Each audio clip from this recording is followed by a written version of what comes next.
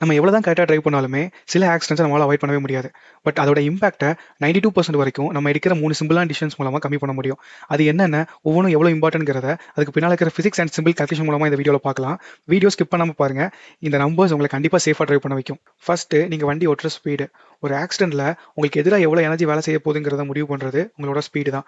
உங்களோட ஸ்பீடை பொறுத்து தான் நீங்கள் எவ்வளோ கைனடிக் எனர்ஜி எடுத்துகிட்டு போகிறீங்கிறது முடிவாகுது. எவ்வளோ அதிகமான கைனடிக் எனர்ஜி எடுத்துகிட்டு போகிறீங்களோ அது மொத்தமும் ஒரு ஆக்சிடென்ட்டில் உங்களுக்கு எதிராக உங்களை டிஸ்ட்ராக்ட் பண்ணுற டிஃபர்மேஷன் எனர்ஜியாக மாறுது. எக்ஸாம்பிளுக்கு ஒரு வண்டி 100 km/h போகுதுனோ அதே போல் இன்னொரு வண்டி 80 km/h போகுது.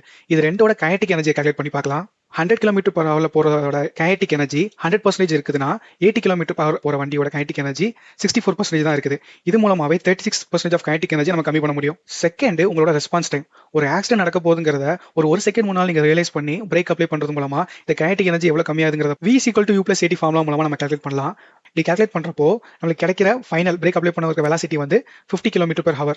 இதுக்கு நம்ம கைனடிக் எனர்ஜி கால்குலேட் பண்ணோம்னா 25% கம்மியாகுது.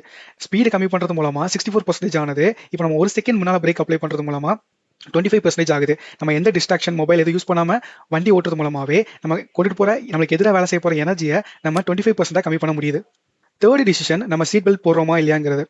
நம்மளோட ஃபர்ஸ்ட் 2 டிசிஷனால ஆக்சிடென்ட்க்கு முன்னால் இருக்கிற கைனடிக் எனர்ஜி எப்படி கம்மியாகுதுங்கிறத கால்குலேட் பண்ணோம். இப்போ சீட் பெல்ட் போடுறது மூலமா நமக்கு ஏற்படுற இம்பாக்ட் ஃபோர்ஸ் எப்படி கம்மியாகுங்கிறத பார்க்கலாம். 100 km/h போறவர் சீட் பெல்ட் போடாதப்போ இருக்கிற இம்பாக்ட் ஃபோர்ஸை கால்குலேட் பண்ணலாம். டைம்ங்கிறது எவ்வளோ டைமில் அவர் ஃப்ரெண்ட்ல ஆப்ஜெக்ட் மேலே போய் ஹிட் ஆகிறாங்கிறது. ஃபார் எக்ஸாம்பிள், டிரைவருக்கு அவர் ஸ்டீரிங் வீல்ல எவ்வளோ டைமில் போய் ஹிட் ஆகிறாங்கிறது. இது சீட் பெல்ட் போடாதப்போ 0.01 செகண்ட்ஸில் நடக்குது. இதை வச்சு பார்த்தோன்னா 10,000 வருது. இப்போ இதே கால்குலேஷனை 80 km/h டிராவல் பண்ணுறவர் சீட் பெல்ட் போட்டுருக்க சினாரியோ கால்குலேட் பண்ணி பார்க்கலாம். டைமிங். ஒரு சீட் பெல்ட் போடுறது மூலமா நம்ம ஃபார்வர்டாக மூவ் ஆகிற டைமிங்கை வந்து ஒஸ்ட் சினாரியோவில் 10 டைம்ஸ் வரைக்குமே ஜாஸ்தி பண்ணும். அப்போ சீட் பெல்ட் போடாதப்போ 0.01 செகண்ட்ஸ்னா சீட் பெல்ட் போட்டுக்கிறப்போ 0.1 செகண்ட்ஸ், அப்படின்னா 8% ஆயிடுச்சு. 20 km/h கம்மியாக ஓட்டுறதுனாலையும் சீட் பெல்ட் போட்டுக்கிறனாலையும் மட்டுமே நம்ம மேலே ஆக்ட் ஆகிற இம்பாக்ட் ஃபோர்ஸை 92% வரைக்குமே நம்மளால கம்மி பண்ண முடியும். இனிமேல் வண்டி ஓட்டுறப்ப இன்னும் கொஞ்சம் ஃபாஸ்ட்டாக போகலாம், ஓட்டிட்டு இருக்கப்போ இந்த பாட்டை மட்டும் சேஞ்ச் பண்ணிடலாம், இல்லை இந்த மெயில் மட்டும் செக் பண்ணிடலாம், சீட் பெல்ட் கண்டிப்பாக அவசியம் தானங்கிற தாட்ஸ் வரப்பலாம் இந்த நம்பர்ஸை மட்டும் கொஞ்சம் மைண்டில் வச்சுக்கோங்க. இந்த கண்டென்ட் உங்களுக்கு பிடிச்சிருந்துச்சுன்னா கண்டிப்பாக லைக் பண்ணுங்க. அதிகமாக டிரைவ் பண்ணுற உங்கள் ஃப்ரெண்ட்ஸ் அண்ட் ஃபேமிலி மெம்பருக்கு இதை ஷேர் பண்ணுங்க. இதே போல நிறைய கண்டென்ட்டுக்கு சேனலை சப்ஸ்கிரைப் பண்ணுங்க.